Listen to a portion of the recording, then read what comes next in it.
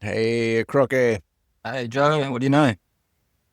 I'm doing well. You're looking sharp. I did notice we got some comments about who the new guy is. So I see your haircut from last week has improved, and now maybe it's your head must be a lot lighter now. Hmm? Oh, Yeah. it was. Yeah, the instant Are I you got it 2 inches cut. taller because you're not like weighted down? No, but yeah, I felt it straight away. But yeah, sorry for confusing the fan base out there. I do get a haircut once every 3 months, I think. Yeah, and Nice.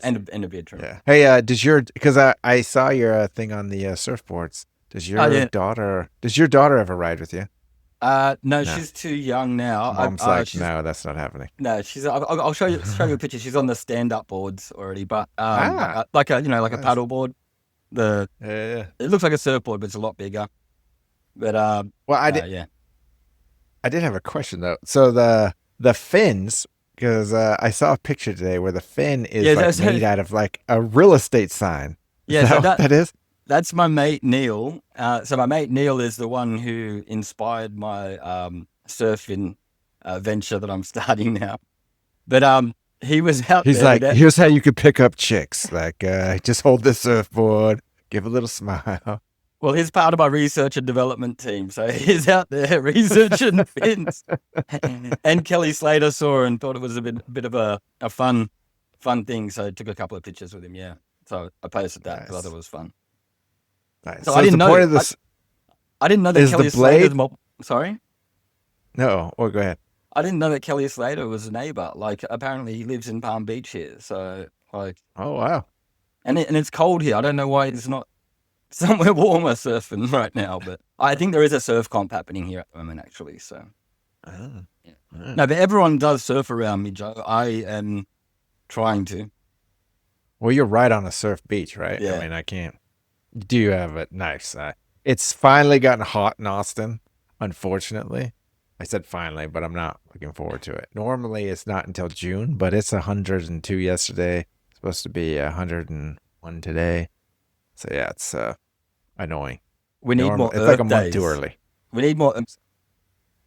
So nice. So let's kick us off. Welcome to the conversation where we unpack the wild, interconnected chaos shaping the world, including the population's decline and all the reasons for it. Co-host Joe Edgar with Ethan Kroc. Thank you for joining us today. Today's conversation, we're going to start off with talking about the debt burden on future generations. It is true if the government borrows money, especially at 30 and 40-year bonds. Japan has issued 40-year bonds, so they have them. That ends up being a debt on the next society, so it's really kind of like a credit card that I can use and buy all kinds of luxury stuff that someone else has to pay off. So unlike each of us, who if we take out debt, we have to pay it, government debt is not the same. And Australia actually follows around the same estimated per capita debt on government spending as the U.S. So I imagine things are a little similar there. It's a smaller country as far as population wise, and I can't say I saw a lot of homeless actually when I Dude, travel around Australia. There's a lot more homeless here. we're obsessed with clean energy. So we have a massive spending to try and like subsidize what doesn't work for green energy right now. And honestly, like, yeah, we have, I think for the last few years, our government has been like the highest. We've spent more money for less than we've ever have in the past. So like, I think they're just throwing away money, and Well, we're they should spending be it able to on. get. Sorry, we're even sending money overseas for wars like America. I don't know what Australia has. I don't know what we think we can achieve doing that. But why are we taking out billion-dollar loans for 20 million Australians to pay for weapons for a country that we have no business being in the conflict? I Well, mean, listen, if you buy us a $400 million jet, we can come up with an arrangement of something. So to break stuff down on our budget, just really they're trying to put together this deal, which I love how I mean, I do like this about the Trump administration, how we name things that you would never hear. It's like this isn't the financial benefits package of 2017. It's called My Big Beautiful Bill. House Bill number one, My Big Beautiful Bill is what it's called. And it is to try and to bring back all of they call them the Trump tax cuts, and it's fair they were, but really it was Paul, what's his name, out of Wisconsin, who put together the most of what is the tax package now. And so this latest, in this big, beautiful bill, there are a couple of things that are changed. One of them is bonus depreciation is gone. So I know there's a lot of real estate investors who are not going to be happy about that one. And there's the thought around SALT. So SALT is the state taxes. So, if you live in a state that has high taxes, you'd pay your state taxes first.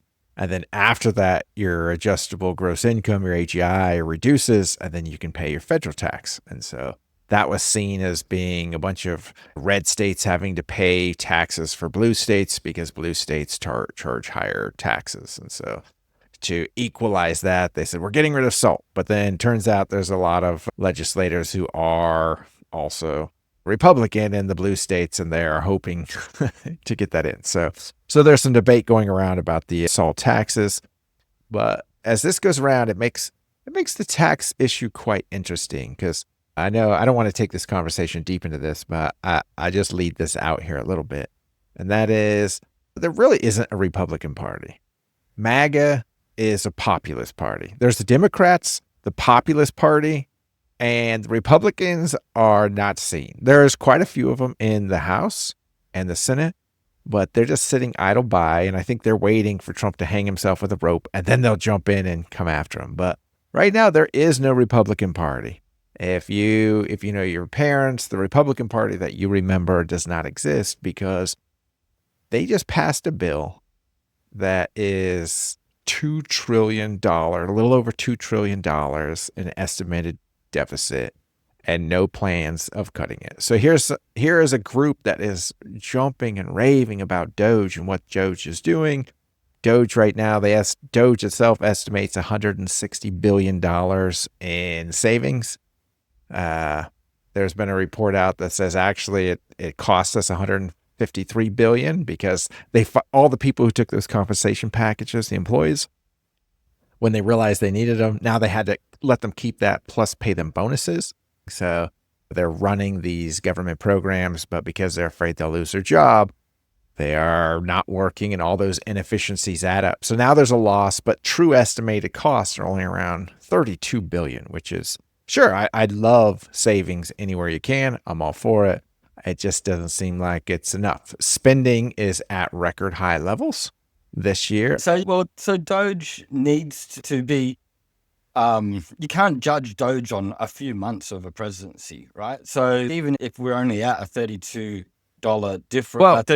billion difference, what about the future of the tax cut? So one of the important things, if you're saying that spending is at an all-time high, that one of the first things that you need to look at is, what are you spending the money on? And unfortunately, it's not just even the ridiculous stuff that the US government has been spending money on. There's so many black ops projects that the government has been spending on. There's money that the government has lost several times. So going back to 9/11, just Rumsfeld explaining how many $1 trillion was lost the day before 9/11, and we just forget about it. And then I'm sure we've heard that again multiple times, trillions of dollars being lost. So, that has where is the accountability, and where is the concern? I wish I had that problem. Like, where is that $1 trillion? I had it right on my desk 5 minutes ago. Have you seen $1 trillion? I seem to have lost one. I think I left it at McDonald's when I was having lunch. I left my keys there too. Or I'd like the problem of finding, like walking around, like, hey, somebody left $1 trillion here on the sidewalk. That would be nice. When are we going to see someone find $1 trillion? I probably wouldn't turn it in. Would you tell someone if you found $1 trillion? I found $1 billion. The other day I was walking my dogs, and I found a $10 bill on the walk path. And it was shocking how excited I was. I was like, this is amazing. And I'm looking around to see if anybody found it. And I looked on it, and it said, it looks real. Everything except for the middle says, this is movie money. You're The going to joy tell of me the it day was. just gone. The joy of I the thought day. you were going to tell me it was like one of those advertisements for like Jesus. Like, yeah. That's actually a good idea. I haven't seen those, but that is a good idea. Oh yeah, Like, they do it oh, here all the time. shop at Burger Fries, sucker. But they know that the $10 won't work, so it's usually like a $50 note Right. here. You got Yeah, you 50. got to make them small. So that if we break down our budget, right, everything they're going after, we have about 3.5 trillion is entitlements. This is the U.S. 1 trillion is defense. Uh, I mean, these are approximate. It's like a little over 800, but almost a trillion, a little under a trillion in interest on the debt that we have. Then we have the other category, which is discretionary spending, is a trillion. Veterans affairs and back payments and future stuff is around 300 billion. And then education was about 240. It's about 200 billion now in this budget. And so that includes loans, stuff we talked about last week, all the Pell grants. And our income is only about 5 trillion. So that's our 2 trillion deficit. The federal income tax is about 4 trillion of that, which is included in your Social Security, your Medicare, your FICA taxes, payroll taxes are included in there. So about 2.5 is technically federal income tax. And then almost 1.5 is the payroll taxes. And then you have another trillion in there that comes from things such as even tariffs that they're talking about. It would be capital gains tax, things of that nature to kind of add up. So we're at a $2 trillion deficit. And if you break down where these taxes come from, it's about 1% of our population pays 40% of the taxes federally. 10% of our population pays 70% of the taxes. So that leaves the bottom 50%. And this is, again, just federal taxes.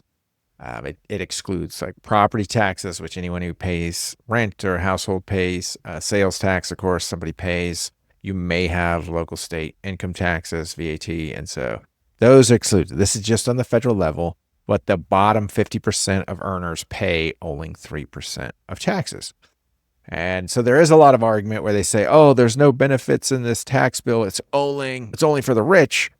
I don't buy that because I'm like, it's only for the taxpayers. So if you don't pay taxes, you're not paying any taxes. What do you need? Another tax break on what you don't pay? So I definitely support the bill saying let's do that. But where I am is like, where are the Republicans standing up and saying, hey, what happened to the idea of living within our means and not running a deficit? That's what I'm saying is missing. The Democrats, they always want to support any socialist program. They're always looking for ways to spend. The Populist Party, which is really the MAGA group, the Populist Party seems to be doing the exact same thing. There's some caveats in how they use it, but it's really no different than what Biden was pushing through or anyone before. So this is a kind of a reckless spending. So you had mentioned there's some black ops stuff that you could cut. Yeah, there's a couple of places you not can just cut. black ops stuff that you could cut. I think there is some Senate investigations into trying to find out what is going on with some of this history of special access programs and the different budgets that have been used over the several, I think it's 50 years or so that they want to try and look into. And there's been no oversight, but it's not just that. It's even stuff like that relates to older systems like institutions like university and colleges. There's weapons platforms that are the core of the American defense. I don't know what you call it. Defense force? Military complex. Yeah, well, yeah, but it's really, most of these weapon systems were made and designed over half a century ago.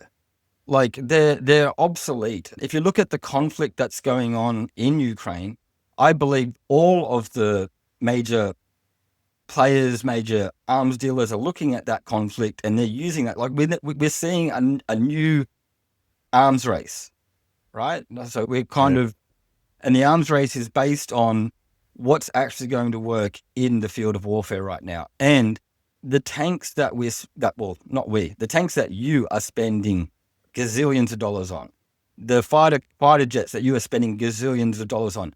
Before those programs are even complete, you're going to have competitors selling weapons, even to the American Defense Force, to fight, because the newer weapons are going to be cheaper, they're going to be better, they're going to be... The big problem is going to be, if there really was a conflict, how are you going to create the supply chain of all the weapon systems that you have in place right now? And I think in most of the scenarios they've got, America runs out of bullets in a week, right? And so you need new weapons platforms with new arsenals, with new munitions that you can produce rapidly to even think about being the world police still. So I think, there's a lot of money being spent on old programs, and it's because there's a lot of people in government that benefit from those programs. They're still getting payouts, or there's a lot of money in some of these weapons programs. To back up your statement there, they've been spending on a number of different programs for drones over the last 15 years, almost $2 billion a year in R&D just to develop the drones. And there are three main versions of the drone. There's the Switchblade, the Blackhawk, and then I forget what the third one came out with. But that's what they gave to Ukraine, saying this is some of the the best drone technology. It's going to be amazing. And so we're looking at almost $20 billion in research and development. And then they put together this massive contract to supply them. And you're right, these are all American companies getting this. And within about 2 weeks, they found out it's useless. The entire program was bogus. And now Ukraine leads the world in drone technology. And so here we are, we spent $20 billion. But going back to the main point, like to cut $2 trillion, you could find a little waste here and there, but how do you come up with $2 trillion? So let's just say let's go crazy and say you cut it by 20%. And so you get rid of, if you're going to cut defense, it's $1 trillion. Like, how do you cut 200 billion to take it from defense? Maybe there's a drone program, but you'd have to cut a lot of jets, aircraft carriers. There'd have to be some big projects too. I don't think it's, I guess what I'm saying is it's the commitment to, it's the maintenance of these old platforms, right? So I don't know if you know how much... They did take Fauci's security, so that might, that helps a little bit. That's his details. So. Well, yeah. And did they cut Hunter Biden's as well or something? So that was probably a lot more. Well, they took his security clearance. Yeah, they took his security clearance. So the login, I'm sure it's like 50 cents a year. So that'll save a little bit. So a lot of the platforms you're using are aircraft that cost so I'm not saying it's going to be $2 trillion in one place in the Defense Force, but I'm saying that part of your defense budget is not just paying for research and development. It's keeping these old systems in the air. And sometimes it's just justifying a legacy program. Like they've got the A-10 Thunderbolt, which was built, I think, before Vietnam. And that's still one of your best ground support aircraft platforms. And it's because everyone loves that aircraft and we don't want to get rid of it and replace it with something better. There is other weapon systems that you guys have they are making new fancy jets, like the newest. Yeah, well, I was just about to say, in Australia, you've got the Loyal Wingman, which is a partnership with Boeing and the Australian Defence Force. So there is ways that America is getting their research and development and getting new platforms done without spending all of that money themselves. But the problem is they're spending too much money maintaining the old systems that aren't, they're not worth it. Like they could cut. I feel like America's more like Russia's in the 80s, where it's just a show.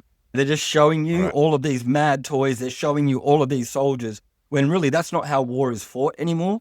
And so the money could be spent better on systems that work and less infrastructure that's just there for show. Okay.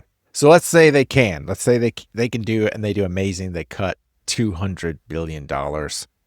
And so then we're still left with a budget. Like what? Let's carry on last week and say you want to cut all of student debt too. All right. There's another two. Not all, but definitely there needs to be a restructuring of what you're actually getting out of your education, spend, right? What's your return on investment? So then it's going to cut tuition, but there might still be like snacks. Might still get like a snack scholarship. There's Okay, better so ways of doing everything now, Joe. There I is agree. there. I agree. But I'm still trying to find like how do we get down this budget? All right, so defense is cut. What about entitlements? Yeah. 3.5 So trillion. It's the yeah. biggest one that nobody wants to talk about. Well, yeah. Nobody wants to touch it. You talked about the 3% of the income tax coming from 50% of the population too, right? And so yeah, to most people, they just think let's cut the taxes for those people because it's not going to affect anything anyway. Let's tax the rich or something, right? But there needs to be a way for people to look at that metric in a different outcome. So what you want to do is you want to make sure that 50% is earning more so that they can pay more taxes, right? So the money needs to be spent on supporting small businesses, especially in America now, because you guys have got a technological edge. You've got a communications edge, and the rest of the world is still trying to compete in English. So you're not out of the game yet. So if you were to empower your citizens with real knowledge on how to use those resources, then we could start talking about AI and productivity and robots and changing the world and making America productive again. And not in the way it used to be. I think there's a nostalgia about America. Even with Trump, they're promising these old dreams, make America great again. But really, they're envisioning these car manufacturing plants. Have you seen video from a car manufacturing plant in America today? Have you seen how many people it takes No, to? I have toured like the Toyota, or not Toyota, the Caterpillar plant here in Texas, and it is Okay, mostly robots. yeah. There's So, and that's why that company is going to compete and be productive. In Germany, you should watch a video on the Porsche, how the Porsche is made. It's just checked by humans. robot, It's quality right? assured by humans. Every part is made by robot, put together, and then quality assured. The next part, quality assured, and that's the future. And if America really is going to have car production in America, that doesn't mean job creation, and unless you're in Right. IT or in mechanics or robots or engineering, but it does mean more productivity and more money. Well, I want to hit on two things you said. One of them, you didn't mention this, but I want to throw in this caveat because there's a lot of discussion like, oh, tariffs will make up any difference in these tax cuts. So anyone saying that it's a deficit, no tariffs will do it. But remember, import exports is a $4 trillion industry to the U.S. and federal income tax is $4 trillion. So you can't, I mean, you would have to tax like all of it. You'd have to take 100% tariff on everything to make that happen, which is not possible. So there's no way that these tariffs can even come close. There's also been a proposition of anyone making 200,000 or less won't have to pay any taxes. Well, 200,000 is a pretty high bar. And so you are talking now almost 45% of the tax. And of course, those are the ones on the higher end of that because 50% of the bottom taxpayers don't pay taxes at all. And so it's also not viable. So neither of those plans could even put a small dent in this tax revenue. And it is true, as an economy grows, they originally are manufacturers, but your house can only have so many refrigerators. It can only have so many stoves before you're like, okay, well, I have all this stuff before it turns like all growing economies and they turn into services. A good example is the iPhone, right? You buy one iPhone, but how many companies are you running on top of that iPhone? So your economy becomes services. So the US is the greatest example because it's grown there. So 7% of our economy is manufacturing. And that most likely is going to be every growing economic development economy will be about 7% manufacturing. And then you're going to grow about 10% agriculture. And then you really have to step into services. Services become the bulk of any developed economy. And so you're right to your point, to go and push manufacturing on anything there's only so much manufacturing we can consume. Then most of it's now being to the point of robots. So there are efficiencies there. There's definitely that. But back to the point, I don't think we can cut enough from entitlements because a large portion of entitlements is Social Security, Medicare. Nobody wants to talk about those. I think we'll do a separate show. We have a guy coming where we're going to break down Social Security, just Social Security. But nobody wants to touch them. Everyone's afraid. And so instead of having the leadership party, we have the populist party and the Democrats who are just like, no, spend, spend, spend. Nobody wants to touch them. They want to keep them, even though it's a reality. We're going to have to face it eventually. Then part of these entitlements is welfare. Welfare services about 40 million Americans. And on average, the payout is about $236. So it's not a monstrous amount. So that 3.5 trillion is made up mostly of Social Security and Medicare. So it's one that's going to be hard to budge. So then we have the discretionary spending. The interest payment is a hard one to argue. Sure, if we do, I'm calling it the Trump slump. If we have a Trump slump that goes too far, it could bring down interest rates. And so this could help us for our national budget. It might crash the economy, but it could help us on the national budget. But I don't know if it can get down low enough to where we have to refinance this to lower our interest expense to 1 trillion. And one thing that comes up that I hear, it's why, again, I call the MAGAs the populist party. They're not Republicans. They're populists.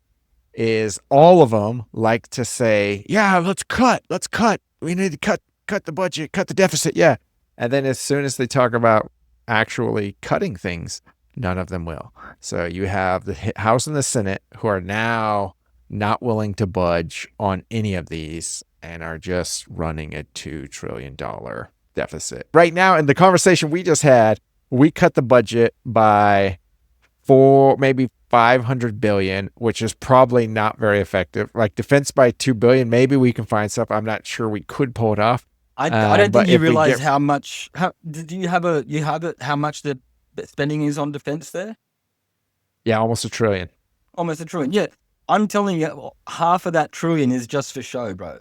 Like I'm telling you, you don't know how much money that is just.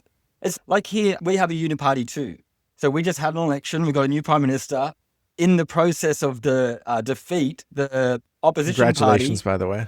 Yeah, Albanese, yeah, legend. In the process, the opposition party came up, they elected a new leader. And their new leader their focus now is being more left than the left party. So because they lost an election... It's similar to what happened to Canada. We now have our major party that's in politics, our major party that's running the government is all for net zero, right? They're pushing for net zero. And now the opposition party... This again is back to your energy stuff where you're saying let's be on carbon neutral. Well, no, it really means we're paying the worst energy polluters in the world for carbon credits for using our tiny little bit of dirty energy. Yeah, it's insane. It's insane. We pay all of these taxes on all the dirty stuff coming out of our soil, but then we give it to countries that they can burn it and actually cause the pollution, and they're not paying the taxes. It depends. Australia is a large producer of gold, so if you call that, there's some clean stuff that comes out of the dirty Australian soil too. Exactly, but unfortunately, Australians don't see much of it. That's true. You get all the emissions from the tractors digging it up. But going back to the point that the politicians, like both parties, are on the same side now, that's why the reckless spending is out of control, because no one is holding each other accountable. And that's why it is so obvious what Trump is doing now, because we're now living in a time where everyone's doing something wrong, but it's only whoever the TV is looking at do we care about. The biggest thing, when Elon Trump first bought X, the biggest cry from the left was he spent $40 billion on a platform when he could have used $40 billion to end world hunger. But the thing is, how many things have we seen that the Democrat Party and those people that love them were spending even more than $40 billion on, and they weren't able to save the world, or they weren't able to put it in a good place. Instead, they're... Are you trying to say there's a double standard? So outside of America, it looks more like what's happening in America looks like a TV show. And in the TV show, the audience is set up to know what's going to happen and know what's going to go on. So what I mean by that is you see the things the bad guys doing that they want you to see. You see the things the good guys doing that they want you to see. And then you don't see a twist until they want you to see it. Right? And so it's all edited. It's all edited. It's all a show. And so outside of America, it's funny. We're like, have you ever been to a live play as a kid? And the good guy comes out at the beginning and he says, every time you see the bad guy, I want you to tell me when you see the bad guy. And then you see the bad guy poke out from behind the stage and the whole crowd goes, there's the bad guy. There's the bad guy. And is this Phantom of the Opera? I don't think you're supposed to be yelling. This is anything as a kid. He's like, there's a bad guy. obviously you're not cultured, Joe, but this is any show as a No, kid I'm not. growing up. And so Okay. my point is that we can all see what's really going on. I was Unless educated with like cats and it's West very hard Coast for of book. Americans to see what's going on because you're part of the show. So you're part of selling the idea of what is actually happening in America when that's not always what's really happening in America. So does that mean we're in the reality show? You all have a better view because you're seeing it from the outside, but we're in the middle of it, so we can't really see it. Whereas if I we were to just think take a step back and see ourselves, we could do it. So then we tell me, like, we at least get to see some of the BTS, which is called behind the scenes, right? We get to see behind some the of scenes. behind the scenes, right?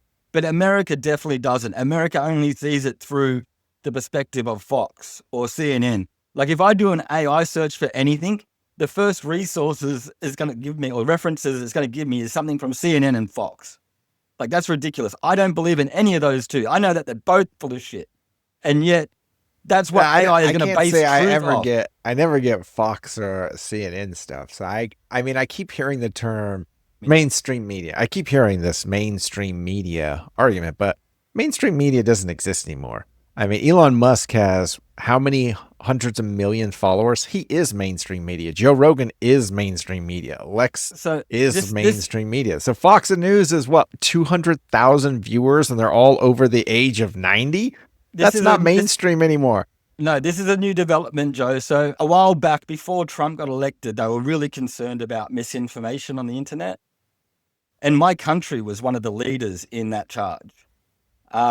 Now that Albanese's been re-elected, they're happy for the wildest stuff in the universe to be on the internet now.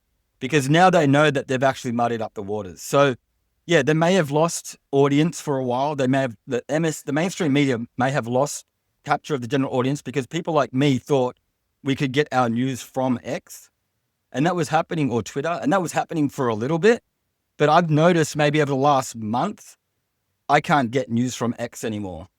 There is just so much rubbish on there. There is just so much, and it's not just from it's from independents. Independents are given a voice. And now you're talking about like because there's your feed, right? But then there's another one that's like for you, right? You're talking about the for you feed. It doesn't matter what feed I'm on now. Like I'm first of all, I don't believe that the algorithm works for me. I believe that the algorithm works for whoever's trying to sell me something. Oh, it definitely does. I've tried to block and stop all Musk's tweets and alter election. It was like, why is it you're still like you're one of every 3 tweets I see?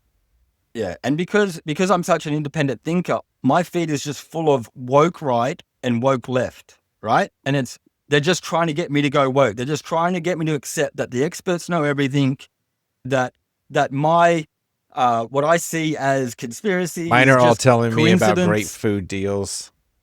It wants me to believe in one side or the other, and I won't. I see the high level perspective of what's going on. And so, all right, so then let's take that, Mr. Independent. Let's break this down because now we have this budget coming. But what's interesting is absolute chaos coming from the White House. They have no idea what they're doing. People keep talking about, oh, it's genius, but no, it's obvious. These are, unless you're really pretty, you will not get a position. And that's both male or female. Hegseth, he's like, oh, I need a good-looking man running the Department of Defense. If Hegseth had a beer gut or, lost some hair, he'd be out as well. And so this is this kind of, mojo of putting things together. Well, because America can't. America looks bad, dude. Like America looks like. What did you say? Behind the scenes, BTS, behind the scenes. So what we're seeing is I would call it like the BS. Well, we're seeing America in trouble. We're seeing America that can't even make a plane for its president. So when was the last Air Force One's ordered? I think it was about 5 or 6 years ago, and they couldn't deliver. I fly on 40-year-old jets all the time. Why is it he's got one to himself and he's like, oh, this is terrible. So, but this is what I was talking about, is the grift that's going on. His family is running a very smooth operation. Mm-hmm. Yet they can't figure out how to help us country. This is what I say. We're all given the Trump slump, but then everybody on the inside are given like the Trump bump. It's hard to go after Trump for the things that he's doing wrong now, even if they are wrong. I don't know, because I'm not a lawyer and I don't know constitutional law. But what I'm saying is it's a lot easier for him to do that and get away with it after you just had 4 years of administration with Biden and all of the corruption that happened there, all of the pardons that came at the end of his administration, and that was all done in broad daylight. So, like, and his were way worse. Like, and look at the crimes of his son. It was even worse. The laptop from hell. I mean, Hunter Biden is like this switchblade knife. You don't have a foot like to stand on. No one in the defense. media has a foot to stand on. No one in the media. This is why Trump can get away with it right now. No one in the media has a foot to stand on to point a finger at Trump. No one did shit about the Bidens. Yeah, but nobody did anything. I agree. However, well, that's not totally true. He did end up, in a Delaware court for his gun misdemeanor. It wasn't and for payments. Trump ended up in a few courts too, didn't he? Right. That's why I would say under a Democratic administration, both his son and the president ended up in Delaware court. So it seems as much as you want, and that's Biden's home state is Delaware. No, you're ignoring, so you're ignoring all of the crimes of the Biden family, and you're just focusing on the appearance of crime on the Trump family. So there's a completely skewed perspective that comes from most Americans because of the mainstream media. You said it's not coming from the TV.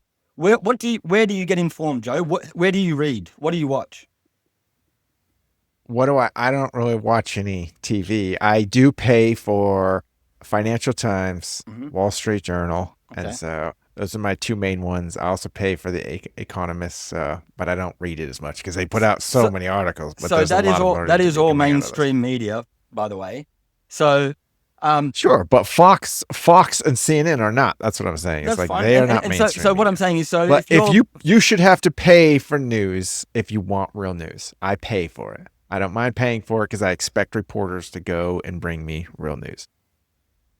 That's fine, and that's fine, and you can call it real news, and you can believe whatever you want, but that's what mainstream media is, right? And even in you're right, there is no non-mainstream. Mainstream by definition should be like having so Joe, let me finish my fucking point. Following. Let me finish my point.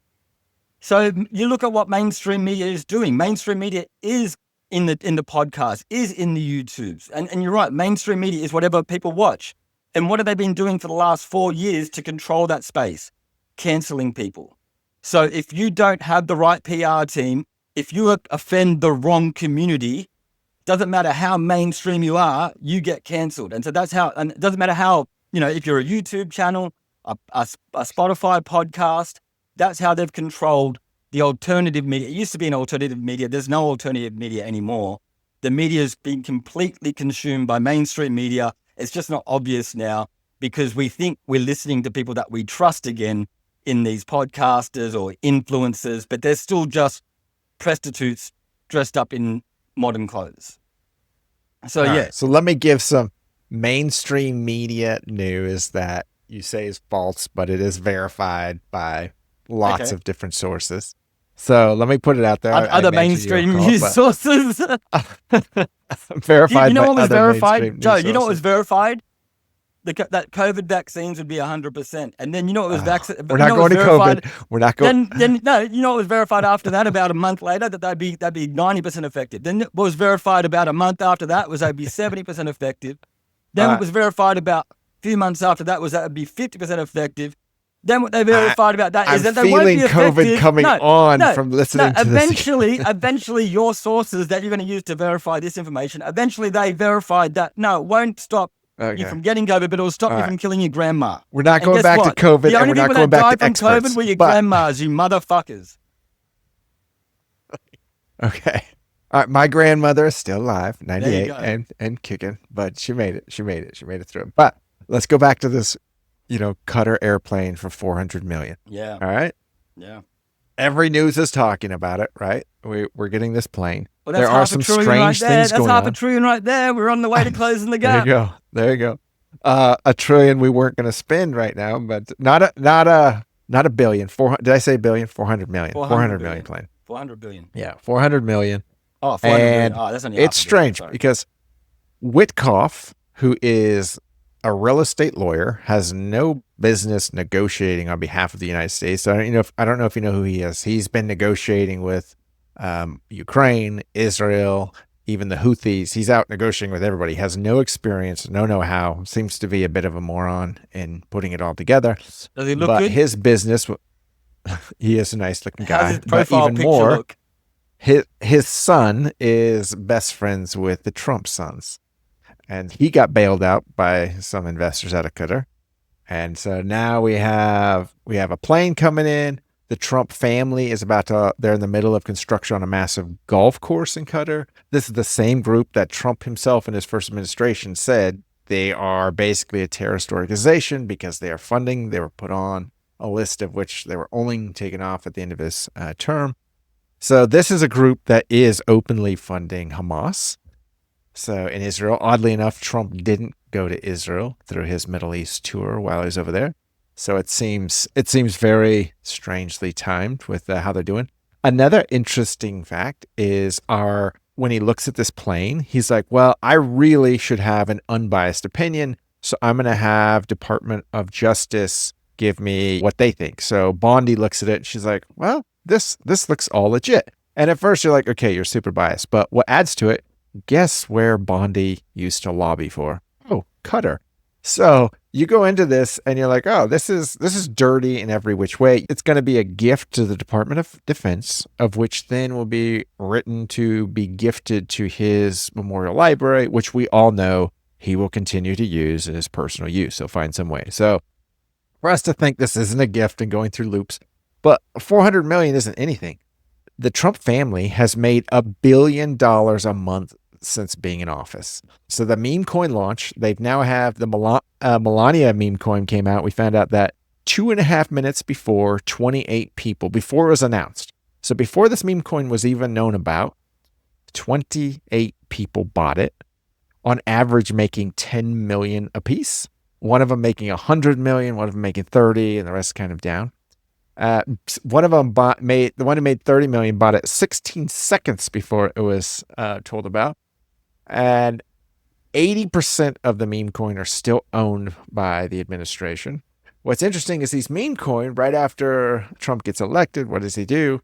He shuts down the SEC's department that manages the cryptocurrency, who says, we now rule that all meme coins are just collector items. So we'll no longer, regulate any of this.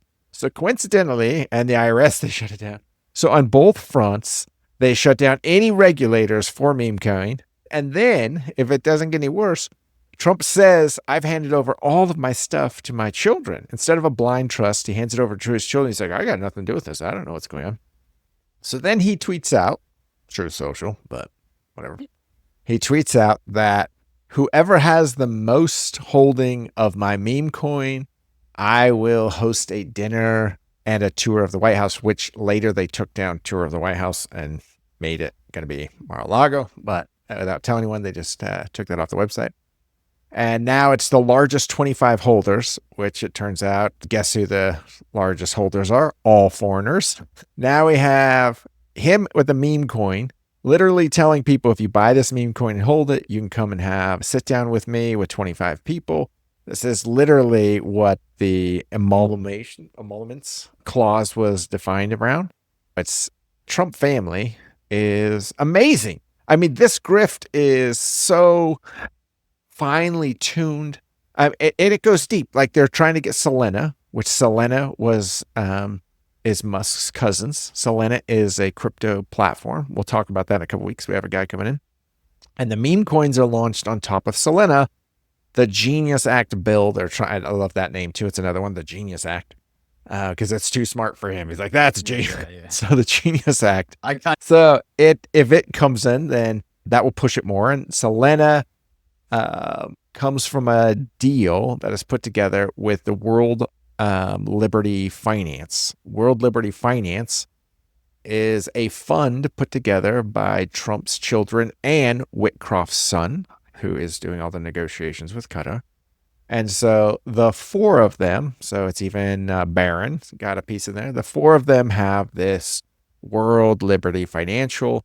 Under World Liberty Financial, they've put together now a crypto deal in both Qatar, Pakistan, and they're releasing this crypto kind of platform in both those countries. They're trying to do it here in the same. Binance founder is trying to get a little pardon, even though he's out of prison. They've now launched a stablecoin. And then Jeremy's son, is it Jeremy's son? What is the name? seem. Jeremy's son, the guy who bought that $6 million banana on the wall. If you know what I'm talking about. But he Banksy. owns he yeah, Banancy. But he owns something like 30 million of the meme coin. He put 75 million into the Liberty coin for the stable coin. And guess what? He got a pardon. So then you started going down like, okay, well, what can you sell? Like when Musk paid off his case, it was directly to the Trump family. He didn't give it to the library like Facebook did. They gave him 10 million to the family. Trevor Milton donated 2 million and he got, pardoned. There are lots of pardons to go all around. That seems like you can kind of buy all kinds of stuff. Justin. It's Justin's son. I knew it wasn't Jeremy. It's Justin's son. That's his name. Again, to my point though, no one cares because Biden did the same thing. But back to your meme coin thing, I think there is a bigger play coming, and I think it's coming soon. And I think what you're seeing with what Trump has done, like I'm not saying I agree with it. I'm saying I think this is what he's trying to do. I think he's testing the waters because I think I've talked about this with you before. I think he's going to use a digital currency to try and get out of the economic crisis. I think it's going to be Ripple. I think Ripple is working with the lawmakers right now. The actual Ripple, the Ripple coin. XRP, yeah, the company Ripple, XRP is going to probably be, unless they come up with something different, but XRP makes sense that would be like the Bitcoin of the system. So the major dollar that everyone's going to use, and Ripple will be what they start using. I think that's what he's going around doing. They're preparing for, I think it's going to come probably pretty soon, probably in about 3 months, you'll start seeing most international foreign, transactions and exchanges used with the Ripple system because you don't have to have a certain amounts of all the different currencies in each country in order to have these transactions. Ripple is a placeholder for they're a stable coin. I mean, we have a guest come in 2 weeks and we're going to talk all about stable coin. But yeah, it's fixed. But so I think the bigger play is that, maybe he's thinking, because if Ripple does become what they expect it could be, you could see like 1,000 times on the amount of what Ripple is. So, Ripple's right now, I think it's about $3 US. So if it goes to, between 3 to 4, maybe, I don't know, it might have just come down slightly, but if that goes 1,000 times to $300,000, $400,000, which that's where it will be if Bitcoin ever gets to 1 million and Ripple becomes the system that everyone uses. Maybe you only need Bitcoin a couple of went back up to 100,000. Yeah, maybe you only need a couple of billion in Ripple when the system changes and that becomes your trillions of dollars that you're going to pay everything with. I mean, the issue with that is a bet on anything that's not American dollar is a bet against the American dollar. So as a president trying to do that, that's what I'm saying. Opposite of a bailout. Somehow that's like a crash. Somehow it becomes an American-backed cryptocurrency, right? That's what it is. So somehow, I don't know. But that's what I believe. That's what he's going to try and do, and I think it'll probably work for a little while until everyone sees that it's another Ponzi scheme. Well, see, that's the point. Is no one can figure out what is going on with the American economy, and like it seems like they're literally taking chainsaw and a smash hammer to everything and have no idea what they're doing. But then their company personally, they seem to be quite efficient and know exactly what they're doing. So every meme coin they sell, they take a transaction fee. They've made 300 million just on meme coin transactions of the Trump coin and the Melania coin. 300 million. That's crazy. And then on other positions, it is estimated that they have made almost $1 billion a month. So this blows my mind. Hunter Biden got $50,000 a month. So to compare these, I'm not saying put Hunter Biden in prison too. What does that tell you? It tells you the Bidens were stupid. No, honestly, because they cheated and they ruled the system, but for how much?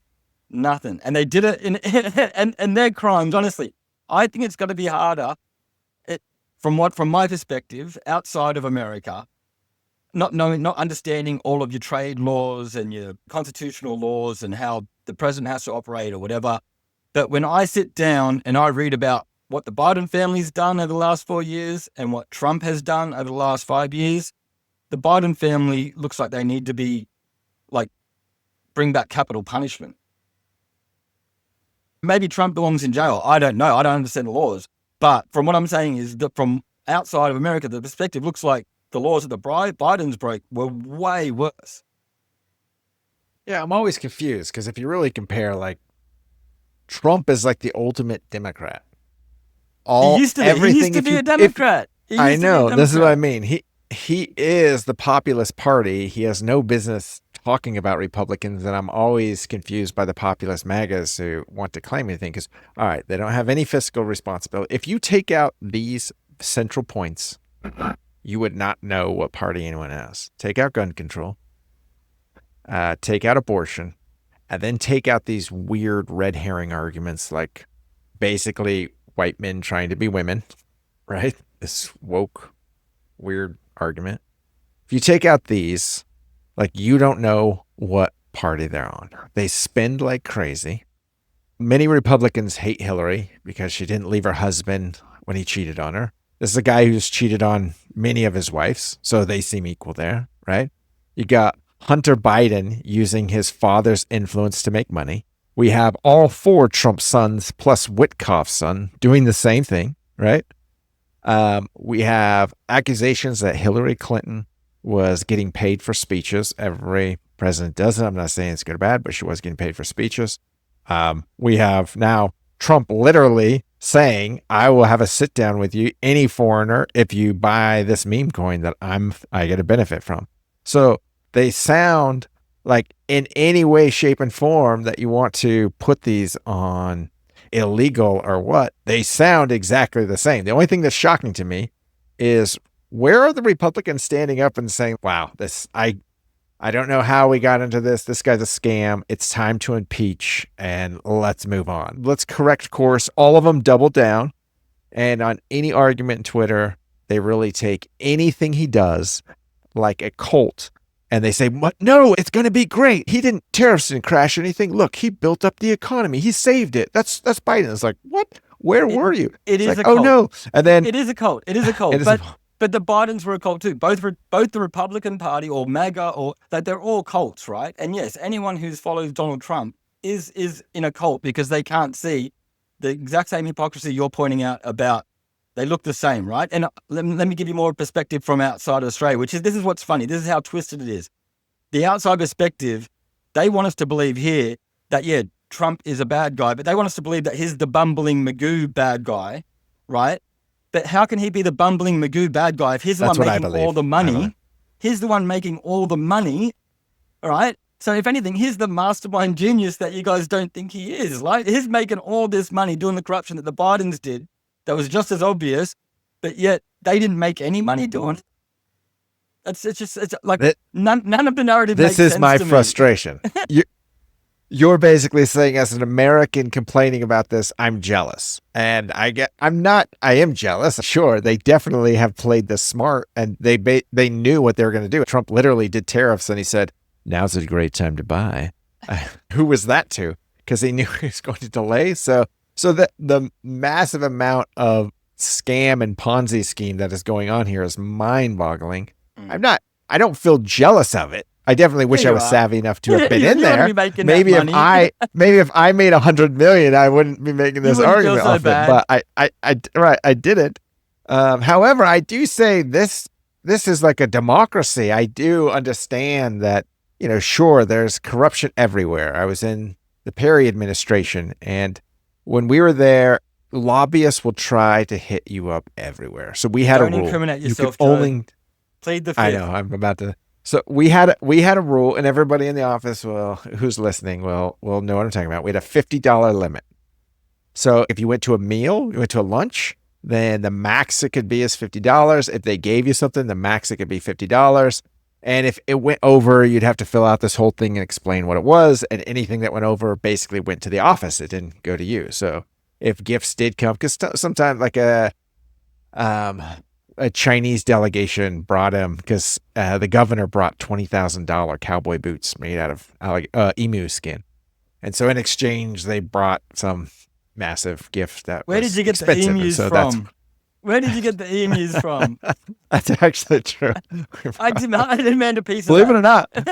or not, Texas has their own emus. We have some emus here. Stolen. We raise them right next to the kangaroos. Well, it's in case there are tariffs kick in. We need to have our own kangaroo meat. So yeah, you don't want to run short on emu skin. We limited it to $50. You had to fill it out. It's just well known. So to have somebody come in with $400 billion and make an argument is just, this is so astronomically mind-boggling. I remember when the Obamas took it was like 1.3 million necklace everybody talked about from the Saudis, which is still part of their library. I mean, everybody's received gifts over time. So they didn't personally keep it. They still haven't personally kept it. It's still in the library. But a $400 million gift is mind-boggling on a group that is already like pocketing like no one other. And it's such a fine-tuned machine that I agree that looking in it, I'm frustrated. But I think if I was looking out, I would just be shocked. I wonder what the world is thinking, just saying like, this is a crazy country of corruption. You can basically buy your way in. As long as you're pretty, you're handsome, or you got lots of money. America's saying. I can tell you what America's saying. Meritocracy. America's saying, who's Qatar? Because this is what's funny, right? This is why I'm loving. This is why I'm loving it, because we never heard about Qatar ever before, right? On a global media blitz like we have now. Right.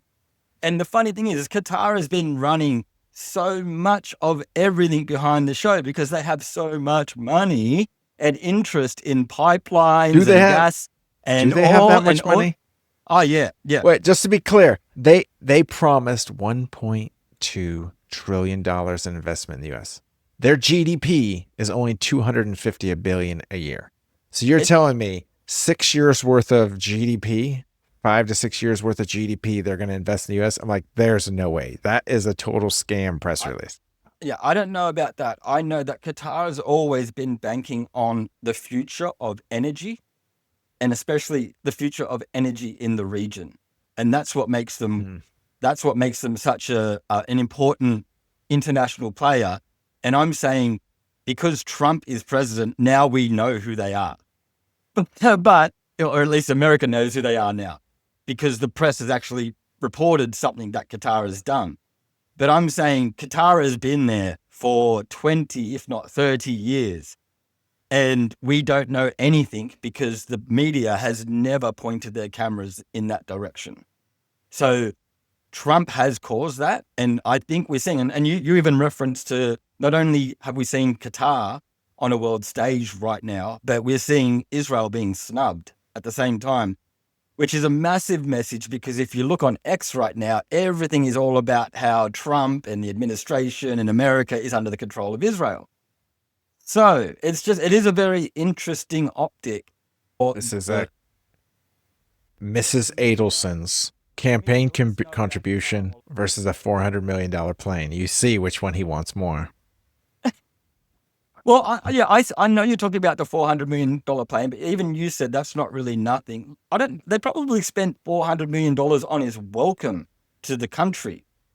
I've never seen, I thought maybe it was Jesus, and then I was like, no, that's just the orange man. But like, they have people out in the street with palms waving him in. I don't know how many. Well, I guess 3 months ago, this plane touched down in San Diego, so he flew down there to check it out. So I mean, it's not just a random plane. Like, he has an eye on. He's been trying to get to, I'm saying the security detail had golden plated, what are they called? The Tesla trucks. The they did. That's right. Like the red Cybertruck, right? Like, Qatar is next level. Well, that was the Saudis. That was the Saudis. Oh, that was the Saudis. Oh, sorry, that was the Saudis. Yeah, that was the Saudis. Yeah. They are. I guess we've been known about them for a little while. They've got enough money to dig a massive hole in the desert and not have much that's going to go in it. Look, I think that we've gotten to a point in our time where, the corruption is just so obvious everywhere. It's just whether people want to look at it or not.